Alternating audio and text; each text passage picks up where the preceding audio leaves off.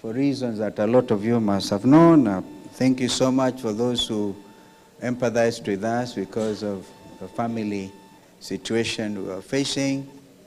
But when I was coming, I saw that in Kakamega, there was a very important meeting, a democratically organized rally of the kind that has not been recently seen in that part of the country. Mainly the young people again carrying our national flags, and we celebrate the spirit. Kabla niingie hapo niseme kwamba PCA, you are really a wonderful congregation. I am not a member of PCA. Actually, I got baptized in an AIC church in Kitui. I think that's where Senator Ambua and others come from. But I was, during my days at the university, I used to lead the university worship at St. Andrew's Church. And my spiritual mentor was Reverend Wanjahu, George Wanjahu. Huyo mzee alinisaidia sana, not just me alone, but the entire community of the University of Nairobi. St. Andrew stands very tall and very well regarded. Of course, sometimes unavalia ile kilt, the Scottish kilt. We used to see that and enjoy it. Now, this is interesting. But now looking at this sanctuary, we say glory to God.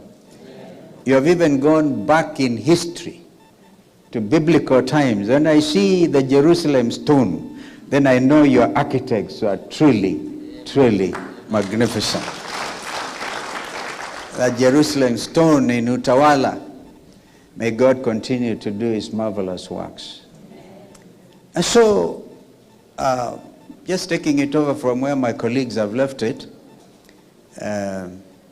I watched a very senior leader in this country, Jim Orengo, senior counsel, a person I respect. We have been to the trenches together. He's in a position to know, just like I think I am.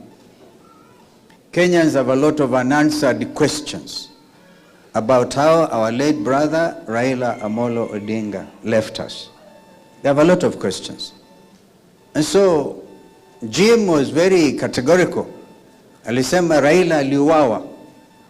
In order to deal with that lingering issue, na tukiwa mbele ya congregation hii and before the presence of God himself, I would want to suggest pawe na thorough inquest so that Kenyans can know the truth. I can tell you that people are fighting for the soul of our late brother Raila Odinga. I was privileged to work with them very closely. Very, very closely.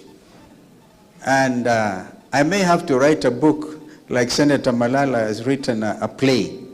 Malala likes to write plays, but I think I'll write a book. Because we'll have to place on record for future generations so that Kenyans will live freely in a democratic country.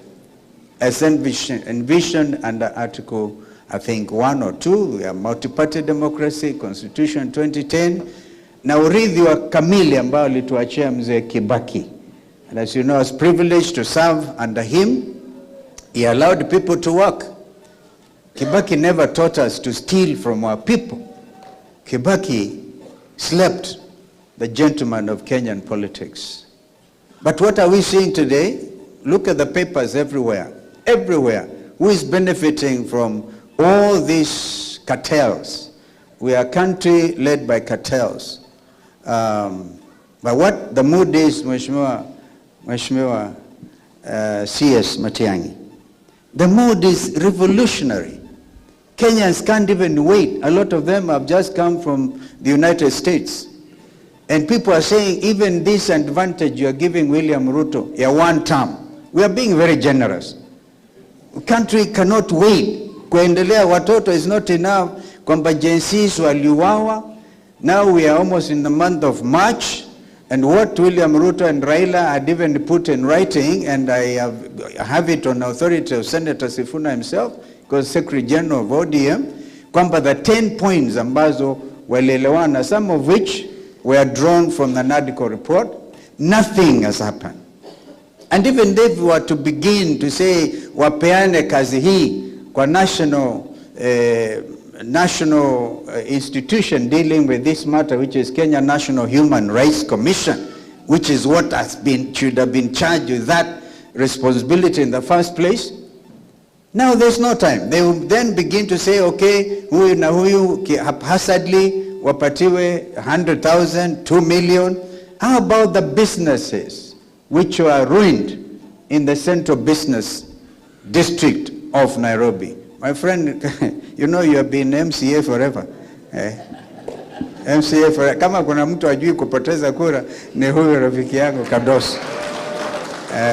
Kados, right?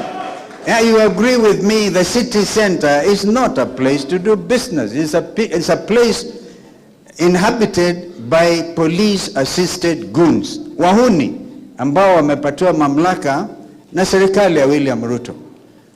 I will be very careful, Mheshimiwa CS, tukienda huko Kisii kesho, nikubali or not address William Ruto as Mr. President. People are tired. Watu wamechoka. Watu wanataka, this is revolution time, and this revolution itakamilika on